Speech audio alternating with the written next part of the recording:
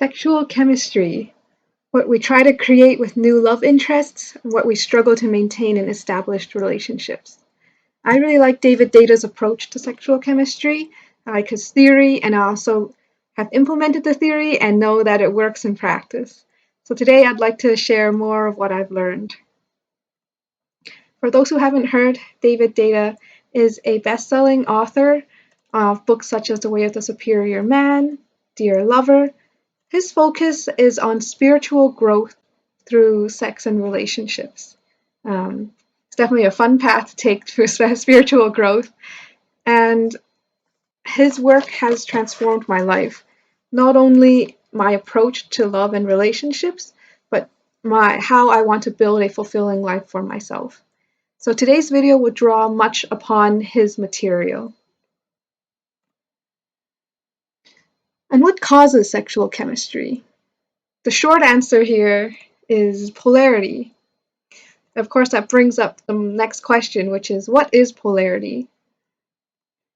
And it's just a magnet. Like a magnet, there's a North Pole and the South Pole. It's the opposite poles that are drawn to each other. So with sexual chemistry, it's these opposite sexual poles that are drawn towards each other. The masculine pole is irresistibly drawn to the feminine pole and vice versa. The more polarized two people are, the greater the chemistry between them. When an extreme masculine meets an extreme feminine, sparks are bound to fly. With people closer to the middle of the spectrum, the neutral, they can be great friends, but they may lack that sizzling, I want to tear your clothes off kind of passion.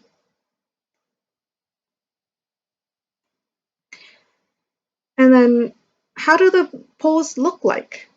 So before I go into that, it's important to note that in every person there exists feminine and masculine. So that's why I refer to it as feminine and not woman, and masculine and not man, because within both of us there's feminine and masculine. David Deida did mention that there's a tendency to have our sexual core be closer to one end of the spectrum. So for example, my sexual core is more feminine than masculine. And then as I go through the traits on the next couple of slides, it may help illuminate what your sexual core might be, or perhaps you might be one of those people who are more neutral. And it's important to develop both our feminine and our masculine to become more of a whole human being. It's just, say, when we meet someone who is, say, the opposite sexual polarity of us, then we can kind of go back into our native polarity to create that sexual chemistry. But say in a work environment or something, it's important to turn up our masculine per se, so we could take charge during meetings. Or say in a yoga class, we can turn up our feminine so we get more in tune with the energy. So yeah, how do you know if you're a masculine pole? Well, the masculine values freedom. Freedom is the number one value for the masculine. How much do you value freedom? The masculine is always seeking to be free of constraint, to be released. So that might be, say, victory in sports. That may be through orgasm. Next is, how comfortable are you in nothingness? Right? The masculine is at home in death. The masculine loves stillness. The masculine is a force that can just sit there and meditate for hours, or sit there on a fishing boat for hours just waiting, and they're at home there.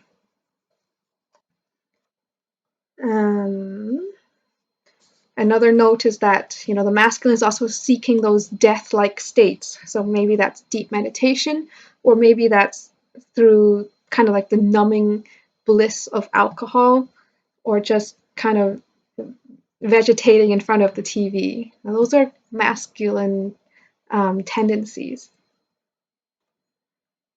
The third is direction and purpose. So this is a key defining factor of the masculine. So the masculine is energetically penetrative. It's also physically penetrative.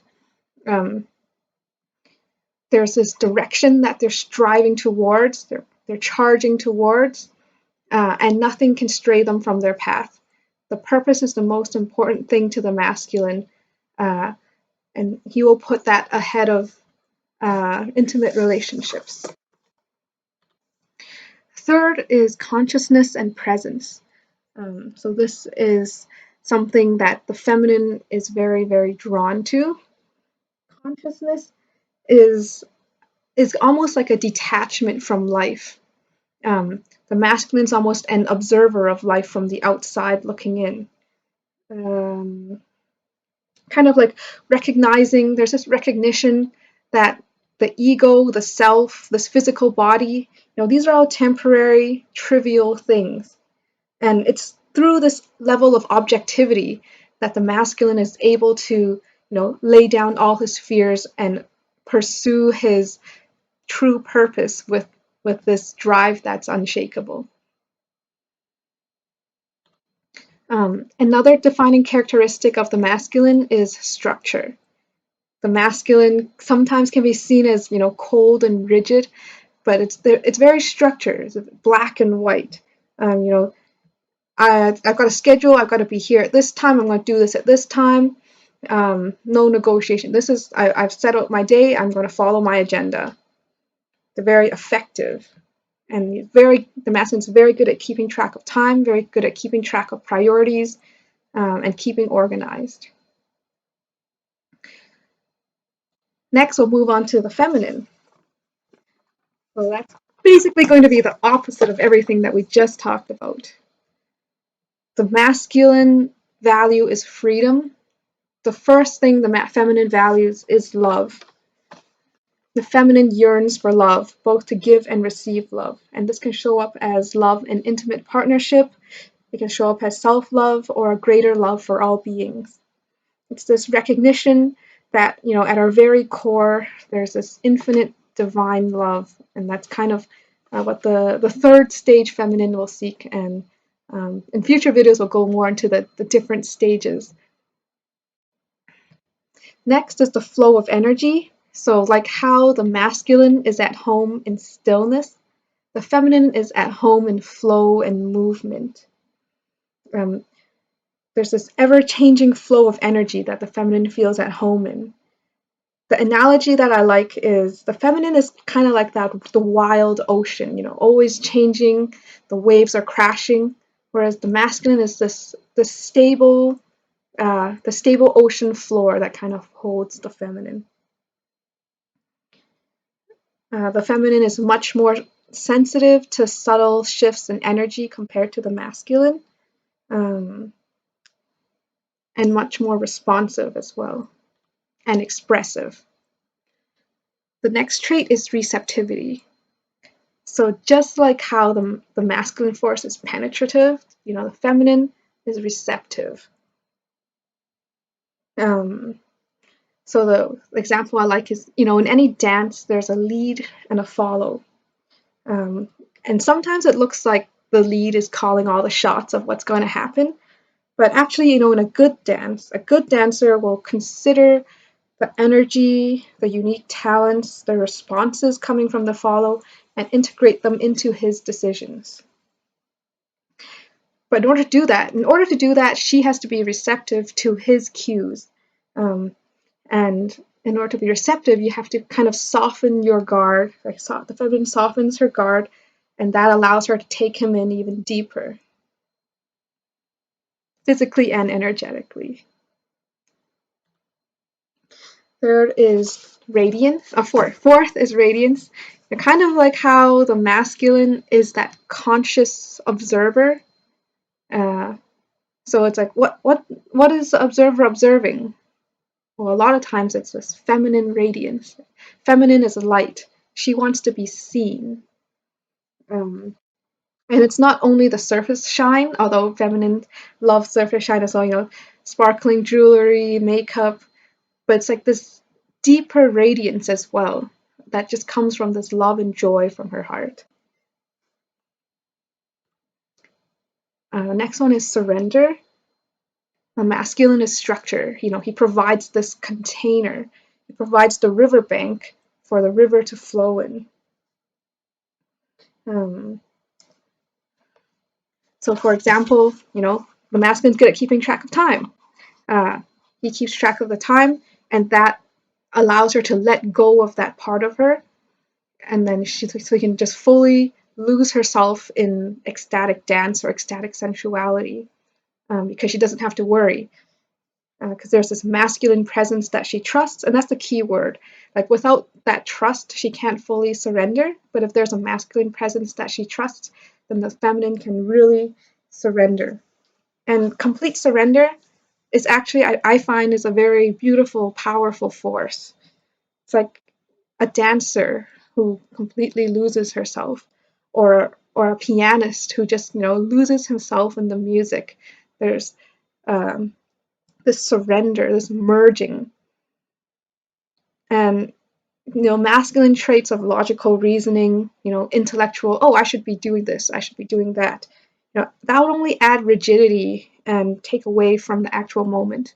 But we still need that masculine container in order to make it safe to surrender. So they work together. So just a summary slide here.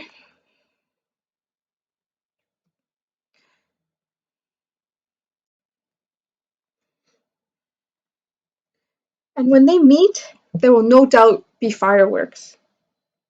But what kind of fireworks? Right? Will it be a destructive kind, or will it be a beautiful, creative kind where we can harness the energy for growth and the good of others? We'll start with kind of the more negative side first, because the masculine and feminine, they're two opposites after all. And with highly polarized individuals, on the opposite ends of the spectrum, it can be really hard to understand why they're doing what they're doing. And it's really hard to see from their point of view, because the way they do things is completely boggling. Like Deida says, right, for very polarized individuals, he said, you either want to fuck her or you either want to kill her. For example, the feminine is very highly connected to emotion, and she flows with those unpredictable shifts in emotion, which can be very frustrating to the masculine, who likes certainty and stillness. He just wants her to say one thing and stick to it, but that's impossible for the feminine because the emotions come and go, and she flows with them. But like building an effective team, you want a diverse set of skills. So when the two opposites come together, they have a lot to contribute to each other. So there can be great synergy, a lot of growth in a highly polarized relationship. So an example of synergy, and I really like the word synergy. Synergy means the outcome or the whole is greater than the sum of the parts. So the masculine providing a safe container for the feminine to really let go, open, and blossom. Or, on the other side, the feminine can provide very valuable feedback for masculine direction because she's a lot more sensitive to energy, a lot more sensitive to her intuition, a lot more sensitive to emotion, and she can provide that extra knowingness to him. I like to think of it like a coloring book. You need both. So the masculine are kind of those black and white lines, and then the feminine is the color that fills it in. You need both for a pretty picture. And spiritually, they're two sides of the same coin. They're just different paths to the same mountaintop. The masculine goal of ecstasy and ultimate freedom is the same as the feminine yearning for ecstasy and ultimate love. Like, it's the same state. And together, when they come together, they can cultivate and they can bring each other into deeper and deeper stages of loving and freedom. So I want to leave some practical exercises. Deida has so many exercises, and it was really hard to pick kind of one for each, but I tried to pick the one that I think would be the most foundational. So by settling into your native essence, your core, you can kind of if you're in a relationship, you can polarize your partner into theirs. And if you're single, you can draw in, attract in the opposing energy. For cultivating feminine energy, I think a really big key word is softening. So softening the body, especially the key energetic channels of the throat, the heart, and the cervix. For those without a cervix, just that energetic location of where the cervix might be. Just really kind of inhaling, and then with every exhale, you're melting deeper into those parts, melting deeper into yourself, and relaxing. This will allow for greater receptivity. When you're softer, you soften your shoulders. It allows for more receptivity, surrender, and it just helps with being in touch with yourself and your emotions and whatever comes up.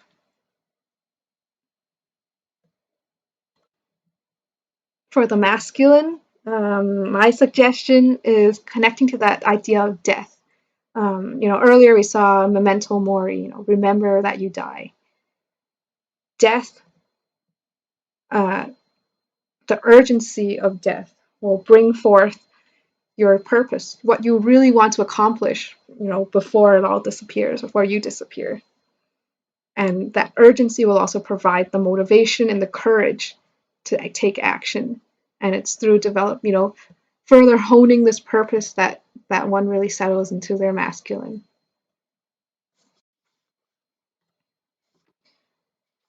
And another thing, right? Uh, if we're in relationship, remembering that men are not just hairy women and women are not just hairless men. The feminine and the masculine have very different things that drive them. And they also have very different gifts that they bring to the table. So being able to understand and appreciate the difference between the poles.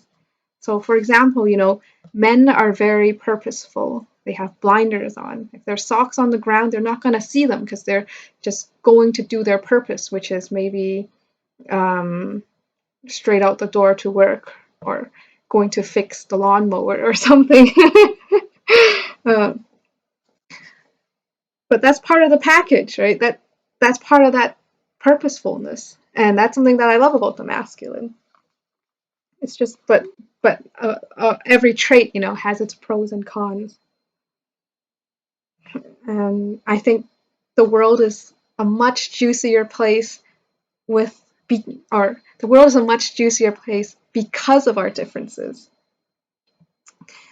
So with that comes to the end of the video, and I wish you much juiciness in your life, whether you are single or not.